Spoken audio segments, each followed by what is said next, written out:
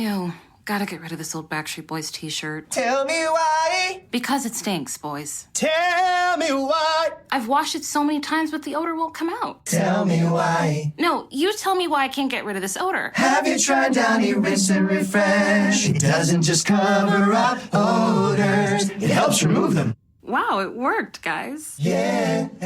Downy Rinse and Refresh removes more odor in one wash than the leading value detergent in 3 washes. Find it wherever you buy laundry products. I need new music. This is the JJO Discover New Music Podcast.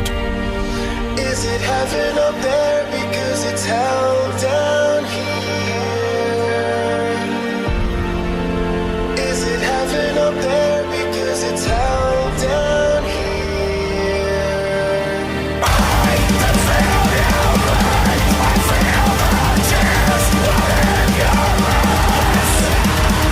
Joining me, a very special guest from the Amity Affliction. I call him String because we're good buddies now, so I go by his cool string name. Ahren Stringer of Amity Affliction. Ahren, how you doing, man? Good, man. How are you? I'm doing great. Hey, man, appreciate the time. Obviously, we're very excited to talk new Amity Affliction, the brand new album, Not Without My Ghost. 8 studio album. Let's dig into it. Obviously, you guys are no strangers to the studio, putting a record together. What maybe stood out with this album compared to previous works from the band? I mean, this was probably, this definitely was the first full length we've done self-produced. So there was no one in the studio with us besides the 3-track EP that we just put out before this. Was both of the last records have been self-produced, which is, I think we're really proud of it. We've recorded with so many different producers and learned so much over the years that we just thought, let's just give it. Let's do it ourselves. Sorry. You're good. You're good. We'll fix it in post. Okay. And actually, I'm glad you brought that up. So self-produced. Why is that so important to the band? I mean, that may be kind of self-explanatory, but with making this 8th album and the work you guys have done before, self-producing it, dig into why that was really important to you guys for putting this new album together. Whenever we bring an album into the studio and there's a producer there, like, you kind of, there's that extra person that hasn't really written the song, so they don't know as much about it as you do. So it's kind of like a really personal thing. I mean, obviously showing someone your work. And the last album before that, like, we kind of looked back and went, nothing really changed in production. So what are we doing? Why are we paying someone? I don't want to, throw anyone on the bus, but it's kind of like we got to the point where we didn't really need that outside perspective. And we were just like, all right, well, these songs are finished. Yeah. And you listen to old demos from other albums, and every album, a lot of songs never changed in production. So it's just like, well, let's just see what happens if we do it all by ourselves. And it's more of a proud moment knowing that no one else had an outside hand into it, you know what I mean? Right. So the confidence is not that you guys didn't have confidence, but maybe the confidence and security that you have as a band now and where you are at, able to get in there and produce it yourself. That really was kind of the driving force behind that. For sure. I mean, we'll probably won't use a producer for a long time now because, like I said, we've just all learned so much from everyone we've worked with over the years that, we're just kind of like a self-contained unit. We're just ready to go in and smash it, Sound wise, I think it's always interesting to me, especially a band as far along as you guys are, 8 albums in. You've had a lot of time to explore and try new things and play with this sound and play with that. Where does this album fall in maybe the sound evolution of the band? I mean, definitely we kind of like went back to our roots a little bit, made it as heavy as possible. Like, this is definitely the heaviest record we've ever done. Kind of pushed the envelope, like, even when Dan wrote I See Dead People, the musical side of it, Joel and Joe were just like, I think that's too heavy. I don't know if we can make that an Amity song. And I was like, no way, we're doing it. Yeah. And so it was just kind of like pushing the envelope, just having fun, trying to make different stuff happen. And, and we did, just like, me and Dan a bit, we're real heavy music fans. And I think whenever we're obsessed with something, it'll come out in the music. Like, when we were writing Misery, we were both listening to pop a lot. And we're like, oh, let's explore that. Let's see what we can do with that.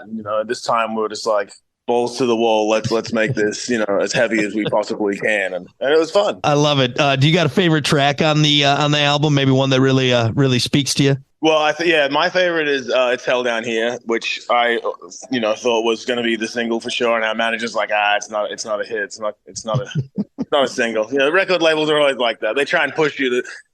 They don't want to tell you what you want to hear just so they can get as much out of you, kind of thing. Like, even if they know a song's a hit, they'll just be like, I'm not going to tell them that. You know? But that one's my favorite for sure. And I See Dead People. Those are my 2 favorite tracks. Nice. You guys also had some collaborations on this one, which you've collabed before with other artists. Why is that a fun thing to do on an album? Why does it help expand the sound when you bring other people in, other outside artists and forces into it? Well, I mean, exactly what you just said. I think it just, it makes it more interesting for the listener. You know, if you're hearing me and Joel, screaming and singing the whole time, it kind of gets a bit boring. So, mix it up with some friends. And, it's fun to have friends on songs. So it's kind of like, just adding some more magic to the mix, I like it, man. I like it. Well, we are so excited once again. Brand new Amity Affliction, Not Without My Ghost. It is out now.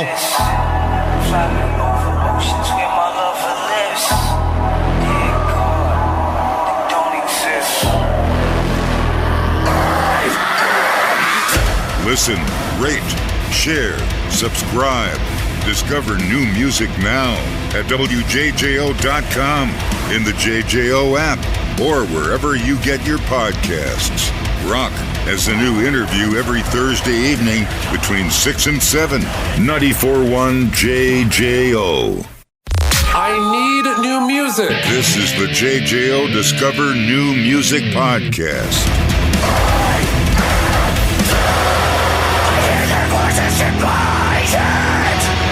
I feel their sorrow in my chest.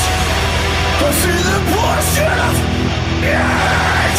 I see the ghost of my friend. What's kind of lined up for you next? I know it's always kind of run and gun once you get the album out. So you guys staying busy? Yeah. We hit the ground running. We're in Germany right now, just practicing. Well, we had our last day of rehearsal today.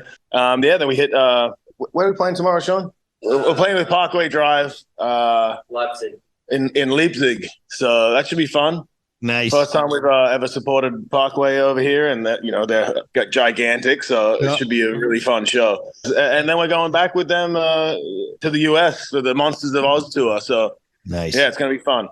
Well, definitely excited to get you guys on the road supporting the new album, Not Without My Ghost, which is out now. So everyone keep your eyes and ears peeled if you haven't gotten it yet. And according to Ahren, the heaviest we've seen, which is pretty damn impressive when you look at the track record of Amity Affliction. That's pretty damn good, man. So we're excited.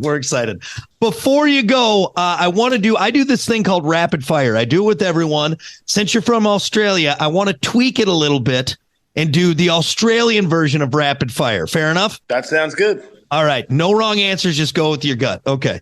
Let's start easy. Midnight Oil or Men at Work? Midnight Oil. All right. I would be a little surprised. Not that Men at Beds Work. Are Burning. I mean, Beds Are Burning is better than Land Down Under, so that's how I made it. All right. Bee Gees or Air Supply? Bee Gees. Very nice. Good answer. Australia, baby. They're fantastic. I love the Bee Gees. I love them so much. Chris Hemsworth or Liam Hemsworth? Which one of the Hemsworth boys? I don't. Oh, one's Thor, right? That's Chris. Sure, I'll go with Thor. I mean, he's Thor. He's got a thunder. All right, we'll do that. Tim Tams or Cherry Ripe? Tim Tams, but the white chocolate ones. Those are my favorite. White chocolate Tim Tams. Cherry Ripe suck. I don't know if you've ever had it, but it's bad. I've never. So I'll be honest. I Googled popular Australian candy, and those were the first two that popped up. But it's like a coconutty chocolate strawberry. It's bad. So if I ever go down, go for the white chocolate Tim Tam. Stay away from Cherry Ripe. 100p. Holden Commodore or Balwell Nagari? Commodore, baby. I had a VN Commodore growing. That was my first car. Yeah. It's like a box Chevy. Like Chevrolet. It's old GM. And I just love the name Commodore. Like, you feel cool driving a Commodore. Yeah, 100%. Oh, yeah. I used to feel cool. Mine actually got stolen and burnt out, but RIP. Yeah. Where did it get stolen from? Where was it stolen from? The Valley in Brisbane, where I first moved when I was an adult. But man, I actually had to pay $400 to the fire department to put it out. Really? Yeah. So and when I went and registered it as a stolen vehicle at the police station, they told me I was a suspect. I'm like, I don't even have insurance on this. Why would I do it? Yeah. I'm not cashing checks on this one, guys. No, I just had to text my friend on my Nokia 3310. Can you pick me up for walk? My car's been stolen. Like literally walked outside. Oh, dude, where's my car? Oh my God, you lived it. You lived it, but Australian style with the Commodore. Oh, well, I'm sorry your awesome bitchin' Commodore got stolen. Last one, would you rather fight a kangaroo with the man's ass or a man with the kangaroo's tail? Because that's kangaroo with a man's ass? Because you know that's where all the power all the power's in the tail, so you're switching. That's such an insane question. I'd probably rather fight a man with the kangaroo tail because maybe I could like yank on it or something, you know, spin him around. A kangaroo is deadly enough, but with a man's ass, I'm not even touching that. Yeah. Good. I'm glad that I got an answer to that one because that one kept me up last night when I was prepping. That's a good question. Yeah. Good. Glad we answered it. Ahren, thank you so much for helping me out with that. The Australian rapid fire version. Go get the new album, Not Without My Ghost. It's out now, The Amity Affliction, and then see him on tour. Appreciate it, brother. Thank you so much. Hell yes. Thank you, bro. Appreciate it. Have a good one.